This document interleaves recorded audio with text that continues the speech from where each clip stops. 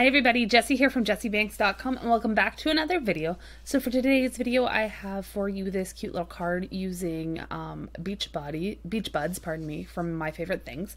I'm playing along with their summer school. They're doing from like July 1st to the 5th, 5 days of challenges, and then they'll draw a random winner for $100 and whatever. I don't expect to win the $100 by any stretch of the imagination. I'm not lucky. But I have fun playing along with these quick little challenges and things like that. So for today's challenge, which was the challenge that was put out on the 2nd of July. It is primary colors, so yellow, blue, and red, pardon me. So what I'm doing is stamping out this little fish here twice, and then I'm going to color him up yellow with my Copic markers. So I'm starting off here with the YR24, and I'm going to make his tail a lot darker and less vivid than the front of him. I'm going to pull out the Ys for that, and then add some little polka dots. I'm going to show you coloring one of the fish here just because the second one I did the exact same thing too with the same colors. So we're starting to blend out our darkest parts here with the lighter colors going into YR21, and we'll finish it off with our YR30. Super quick and simple coloring. This card came together really fast.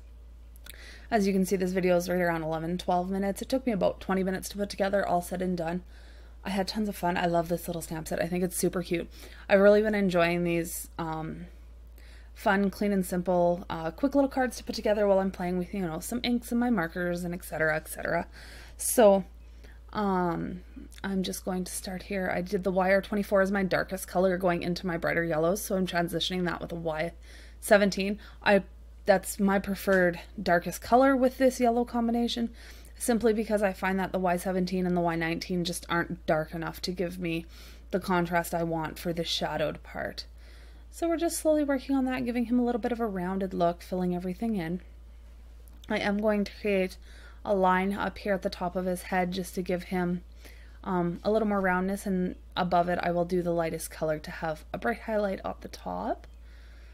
Starting to blend all that out with the Y13. This is where I'm really going to pull it into that white area and start filling it in, because I don't want him too light in the center, but I want him to have a little bit of a highlight with the Y11, which will be my lightest color. Blending that done. I don't know if you guys can hear the birds or not. I have all the windows on the house open. I've had them open for like 2 days now. It's been really gorgeous out. Last night it got cooled down my house quite nicely, which is wonderful. I like when the weather starts to do cooler evenings, even if it is July. It's nice. I don't have to have the air conditioning on. I can keep the house cool. Anyway, I digress. Now I'm going to go back to that YR24 and I'm going to start adding in just a few little dots just to give him a little bit of texture, I guess, to the fish. I think I have a bit of the hiccups. Just add some texture to the fish. We'll start with that one, and then I'll jump to the Y17, and then the Y13 will be my lightest, I do believe, or the 15. I can't remember which one I grabbed offhand. So we're just going to finish up our little spots, and I didn't record the coloring of the second fish because I colored him the exact same way with the same colors. Had I used different colors, probably would have recorded it.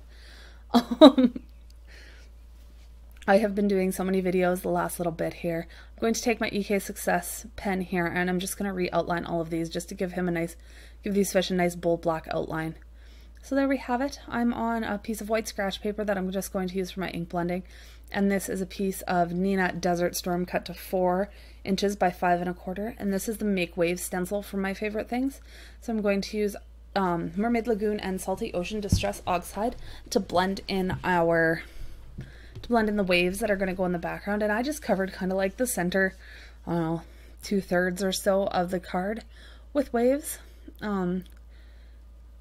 Start off with the salty ocean here, and I'm just kind of blending it up. I know it doesn't look perfect, but once I get it all cut apart and put back together, and the fish on top and the sentiment and everything, you don't notice that the ink blending isn't quite perfect. I didn't want to blend too hard and too much because I wanted to have the craft paper peeking out in between the layers of the Distress Oxides, where I'm going to go after and add some white too. So I wasn't too worried about them being perfect by any means. I mean, it's a handmade card and we're here to have fun and play with our stuff. I haven't used Distress Oxides on craft paper since I first got them. So I figured, well, maybe I should do that again. I'm cleaning it off in between just with a baby wipe, and I'm wiping it off with my watercolor rag. But I'm flipping the stencil back and forth and using both sides of it. I'm also rotating between the little waves and the larger waves. So you can see how I turned it over there. And when I wipe it off, I'm just making sure that I'm not flipping it over and putting the dirty part of the stencil back on the cardstock, because it will smear and then you'll be upset with yourself. So I just make sure to clean it off in between. Here I'm just leaving it the same direction and adding a final wave down here at the bottom a little bit. Then I'm just going to clean this all up and grab my, oh, I'm adding one more. It wasn't quite low enough, I guess. So we're adding one more. My bad. I do come in after this with my M-Gram titanium white artist gouache. So instead of using a white pen or anything, I'm just trying to blend out some of the stiffness of the ink blending, and I'm going very, very lightly over top. So this is titanium white artist gouache from M-Gram. I use it for everything. I have a big tube of it downstairs as well. I just have this one up here for when I'm filming. So I'm just squeezing some of that out into a tiny little watercolor tin here that I got 6 watercolors or whatever in from Stone Ground Paint Company. And I'm using that just to mix up my gouache, because I put those pans into a larger one now. So I did that, and then I cleaned off my silver black velvet brush here, and I'm going to go in and just start adding some white to the tips, and then I'm going to dab it with my finger to blend it out. So it will pull that white down a little lower and kind of make it look less like mountaintops and more like rolling and crashing waves.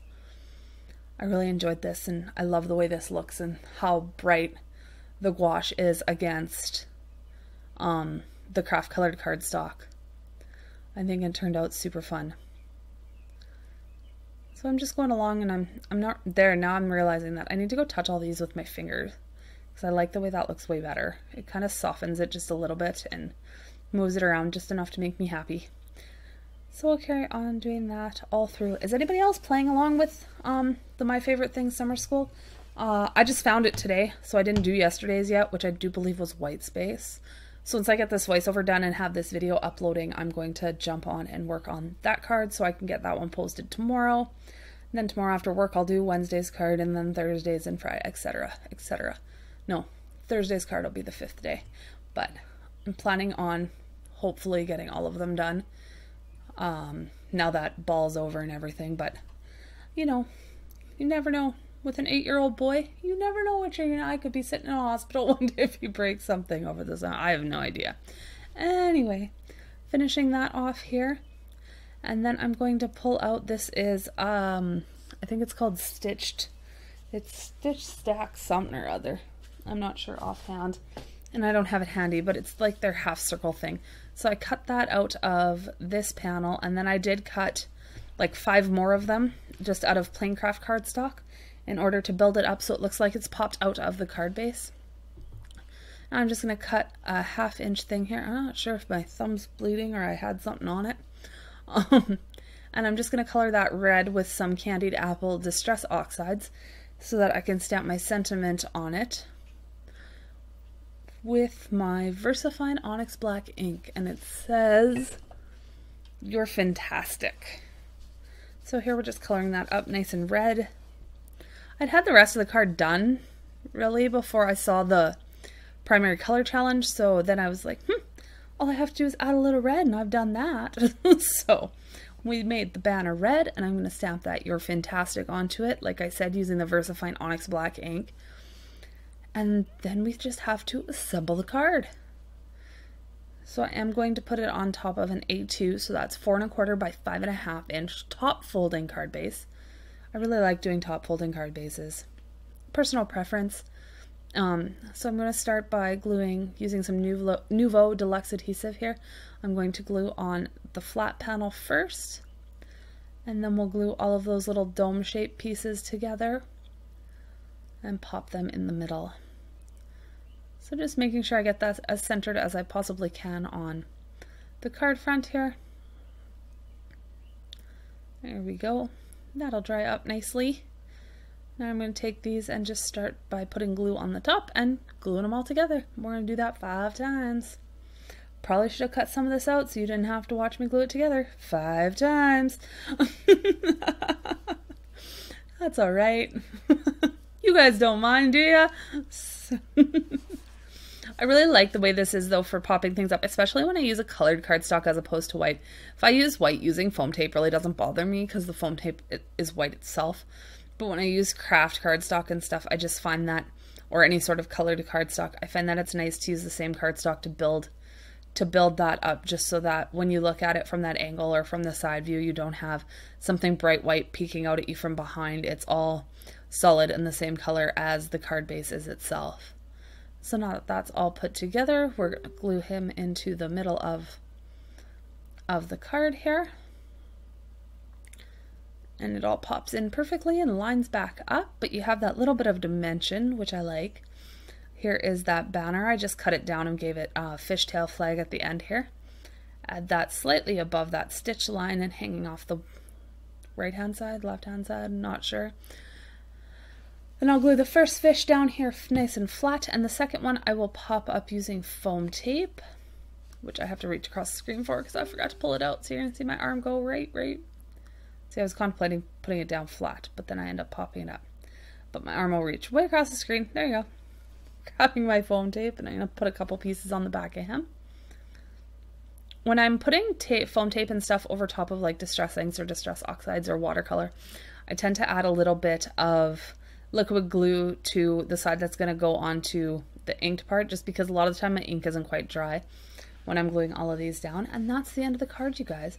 So if you aren't subscribed to my channel, I'd love for you to subscribe. Give me a thumbs up if you enjoyed the video and a comment down below. I will see you guys very soon.